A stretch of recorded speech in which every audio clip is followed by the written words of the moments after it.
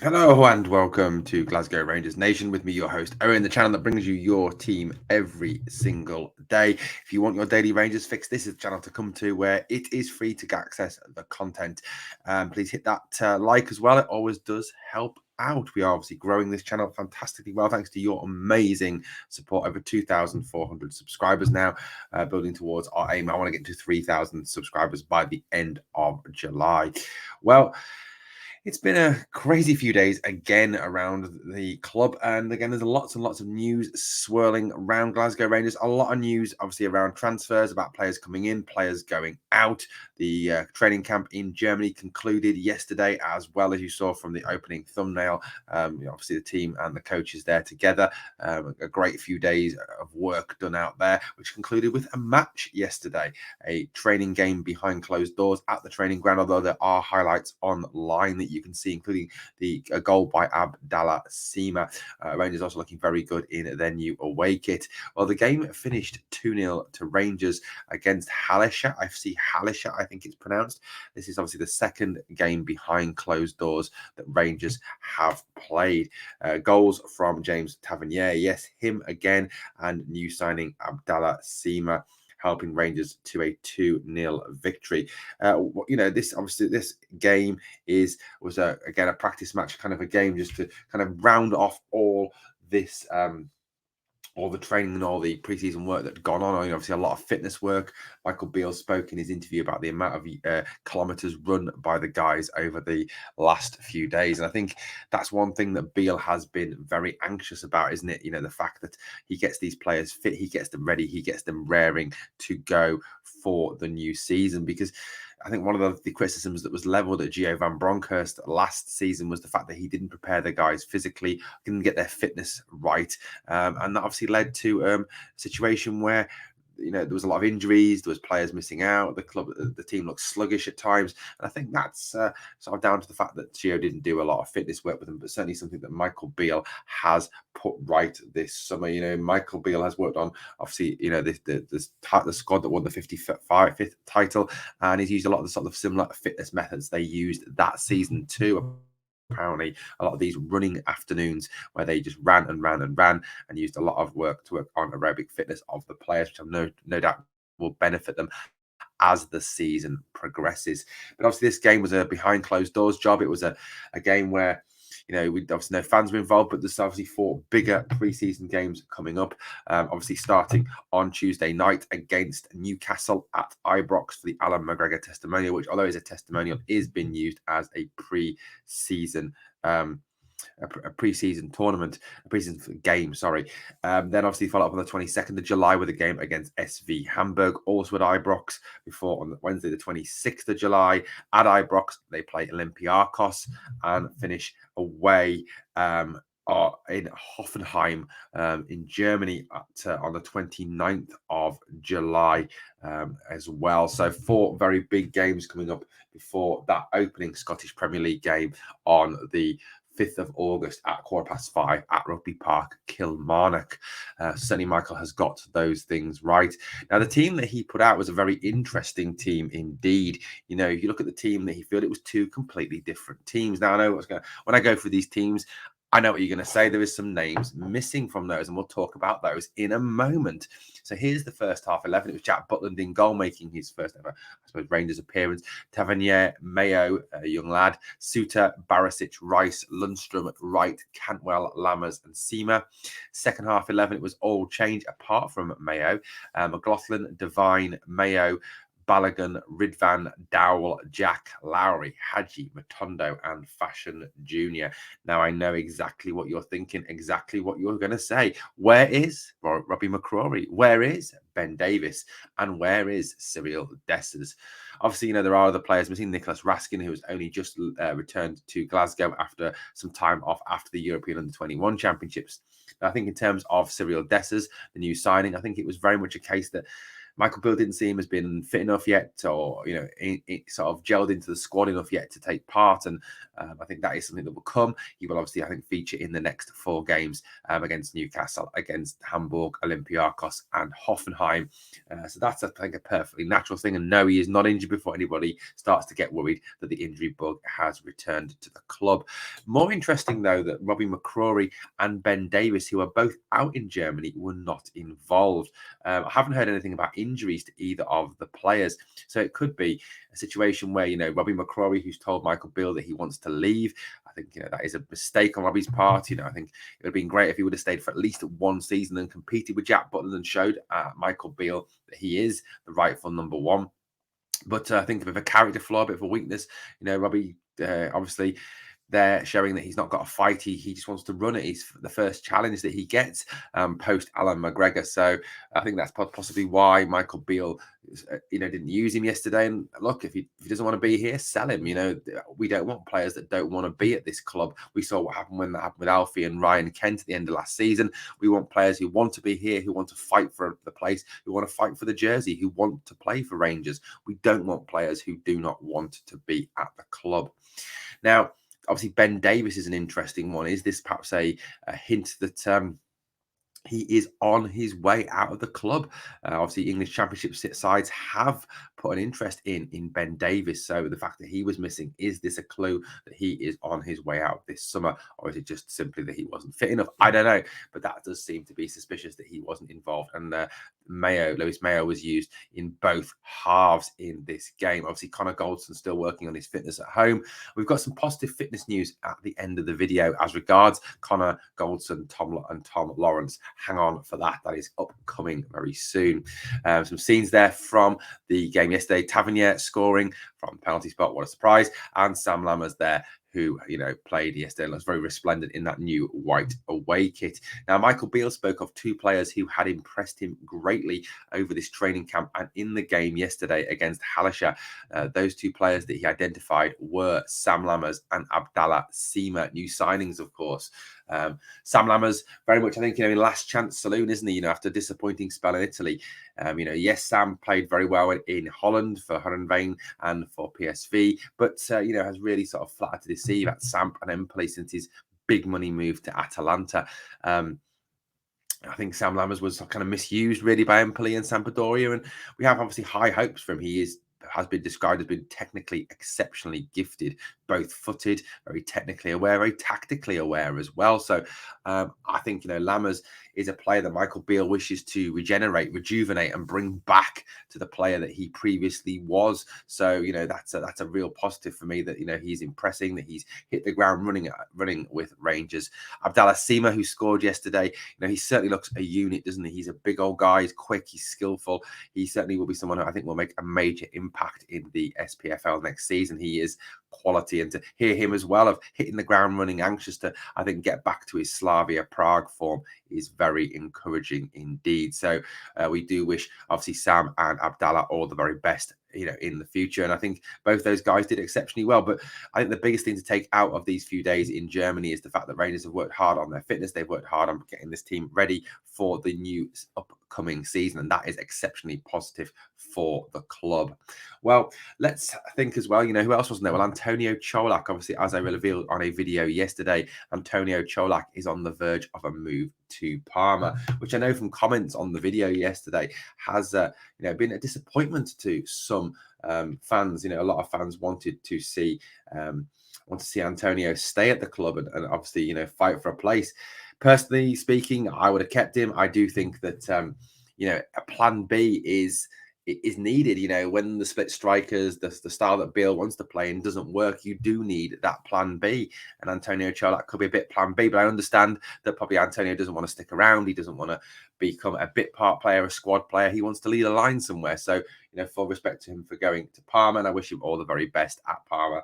They are a club, certainly I remember from when I used to watch Serie A back in the day, were a massive, huge club, which, produced some great players like Gianluigi Buffon, for example, came through the Parma youth system. Now, it's felt that it has been said in the press that Rangers will not sign anyone else until players leave. Well, now that Antonio Cholak has has left even. Does this mean that they will reignite their interest in this man, Danilo? And certainly in the press this morning, that appears to be the story. That they are very much interested in bringing Danilo to Glasgow. Now, according to a number of press sources this morning, Danilo is a player that Michael Beale really admires and really does hope to have at the club. Danilo scored 14 times for Feyenoord in the Eredivisie last year. A very good return, especially considering he didn't start all the games. He's also started pre-season on fire for Feyenoord, netting in both their opening pre-season games, which obviously could have a downside and already increase his value. Now, the initial bid that we put in was 3.5 million. That was, of course, rejected at a hand by Feyenoord. I think they want somewhere between 6.5 and 7 million for Danilo.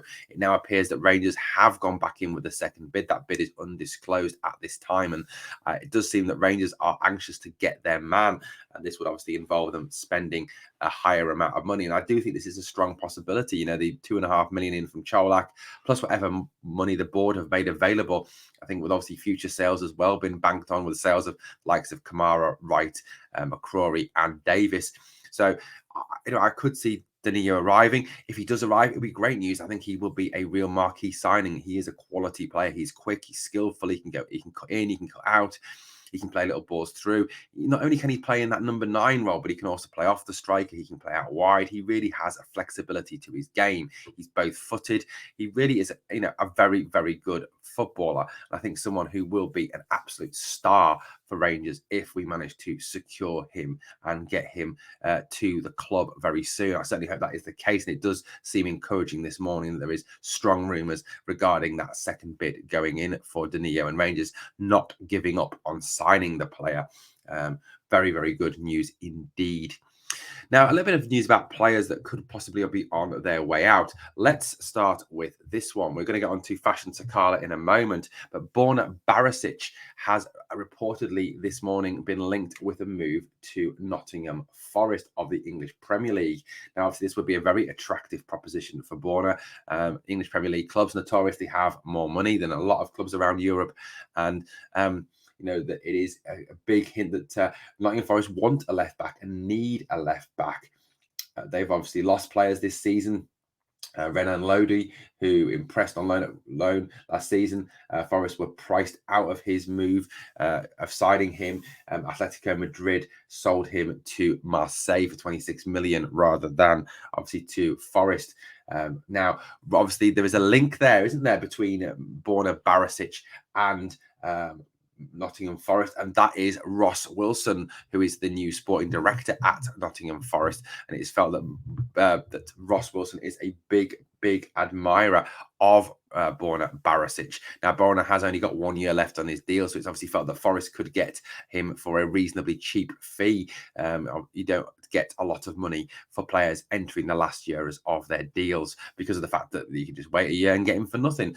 So is there any truth in this? I think, if there is, it will be a good move for Borna, and I think a good move for the club as well. I don't think we can be left in a situation like we were this summer, where we are looking at players just leaving for nothing, and a lot of talent leaving for nothing. Over 20 million pounds worth of talent, I think, left this summer, and that is something that we cannot allow to happen again. Especially if this trading model is to truly work. And it would be ironic, wouldn't it, if Ross Wilson was the man to give us a fee for a player with 1 year left on his deal, when realistically it's his fault that this happened. So, Borna Barisic to Nottingham Forest, it seems a very strong possibility. And I think with the emergence of Ridvan, with the fact that Dujon can play left back, with the fact that Adam Devine can play left back, with the continued links to Jonathan Panzo, who can also play left back as well as left side centre half, there is, I think, a good strong chance that this could be a real rumour and that Borna could be on the move to Forest. Okay, so let's turn to this man here, Fashion Sakala. Now, Fashion Sakala has been linked in the past with moves to Burnley and the English Premier League and Italian teams and French teams.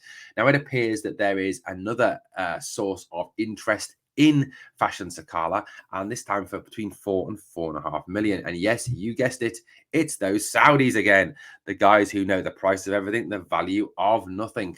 Could Fashion Sakala be off to the world's biggest sandpit to play football? Who knows? But it does seem a very strong link. Now, process at the moment, we don't know the identity of the Saudi club who are interested in signing Sakala for £4 million to £4.5 million.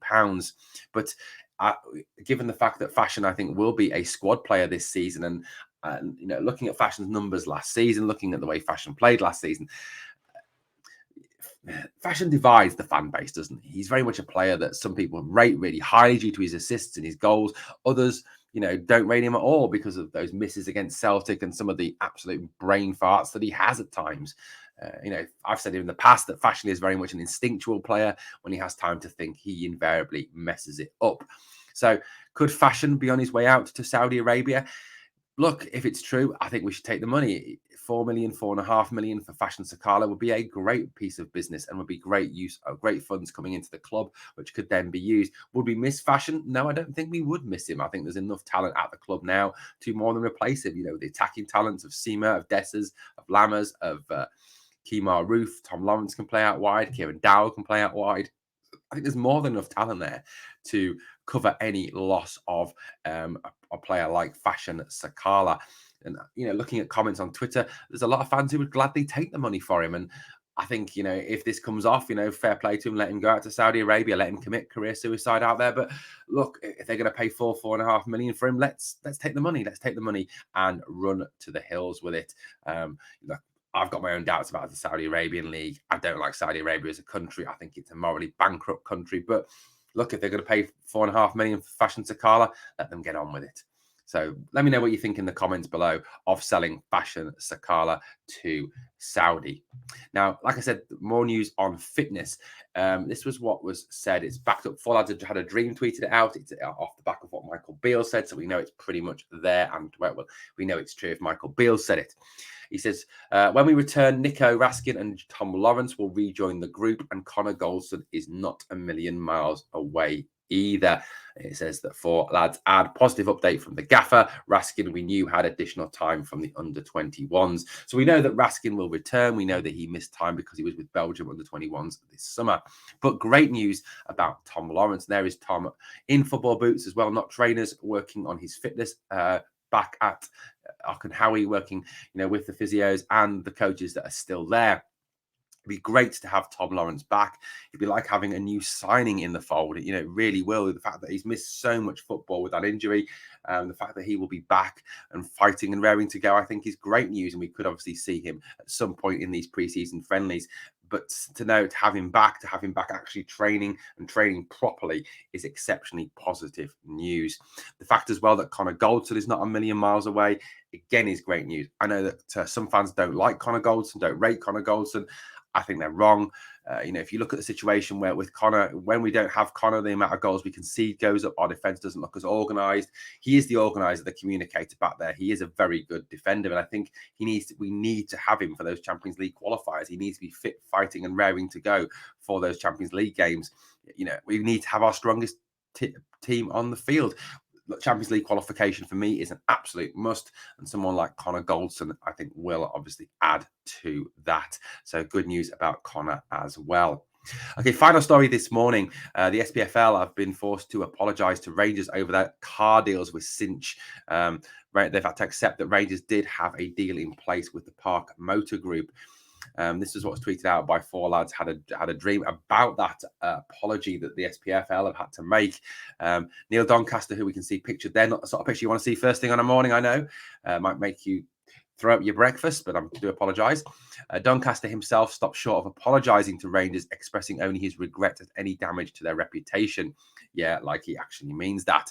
And as it says here, Four Lads say, and I completely echo what they've got to say here, Doncaster is an absolute buffoon, incompetent and unfit for office. Well done, Rangers, for taking it all the way. Rangers fought this all the way to the courts, usually to say that we actually won a court case for a difference. But look, at the end of the day, this is more proof that Neil Doncaster is not fit to run Scottish football. He's on £400,000 a year, a salary he does not deserve. He's running the game into the ground. The TV deals that he's got for the league are appalling and a joke. There is obviously rumours around how he got those deals, which I'm not going to go into for legal reasons. But look, the league is weak. The league needs a major overhaul. I've spoken in the past about needing to have 20 teams or 18 teams in it, and reforming the league and making the league different and making the league a better product, because at the moment it isn't a great product, is it? You know, playing a team 4 times a year is not ideal, or 3 times a year depending on where you finish post split. But splitting the league as well is ridiculous as well. Neil Doncaster is completely unfit for office, and the sooner he goes, the better. And I think again, this is just a case of with this motor car deal that he signed. Again, an absolute joke of a human being, an absolute joke of a person as well, and a joke of an organizer of a major organisation like the Scottish Football League and the SFA. Neil Doncaster is a disgrace and needs to go now. Well, let me know what you think of the stories this morning, of obviously lots of rumours, lots of speculation, and obviously the game yesterday. Who impressed you? If you've seen any of it, thank you so much again for choosing to watch Glasgow Rangers Nation. Hit that sub for me, please. Let's grow this channel. Let's get to that 3K by the end of July. And I need you to do 2 things for me, guys. Number 1, smash that like. And number 2, remember, always, we are the people.